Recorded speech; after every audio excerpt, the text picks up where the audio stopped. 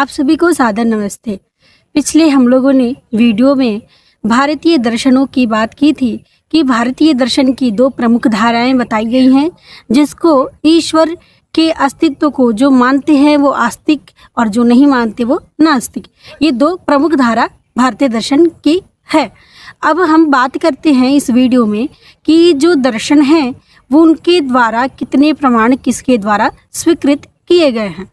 तो सर्वप्रथम हम लोग आस्तिक दर्शन की चर्चा करेंगे। तो आस्तिक दर्शन में जो पहला दर्शन है वो है न्याय, जिसने 4 प्रमाण स्वीकार किए हैं: प्रत्यक्ष, अनुमान, उपमान और शब्द।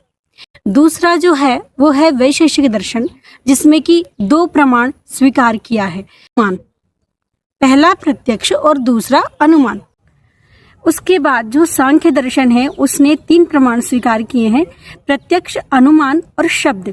उसी प्रकार से योग दर्शन भी 3 प्रमाण को स्वीकार करता है: प्रत्यक्ष, अनुमान और शब्द। उसके बाद जो है वो मीमांसा और वेदांत है। ये दोनों दर्शनों ने 6 प्रमाण को स्वीकार किया है, यथा प्रत्यक्ष, अनुमान, उपमान, शब्द, अर्थापत्ति और अनुपलब्धि। और वेदांत ने भी ये 6 प्रमाण ही स्वीकार किए हैं। अस्तु ये है आस्तिक दर्शनों का। अब देखते हैं कि नास्तिक दर्शन में किसने कितने प्रमाण स्वीकार किए हैं। जो चार्वाक है वो आप सभी को पता है कि वो प्रत्यक्ष ही मानता है। जो वस्तु प्रत्यक्ष है उसी को चार्वाक दर्शन स्वीकार करते हैं। जो अप्रत्यक्ष या अनुमान से या अन्य प्रमाणों से सिद्ध हो उसको वो प्रमाण नहीं मानते हैं। तो चार्वाक जो है वो एक प्रमाण मानता है, वो है प्रत्यक्ष।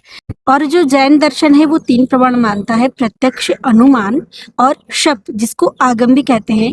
और बौद्ध दर्शन भी 3 प्रमाण को मानता है: प्रत्यक्ष, अनुमान और शब्द।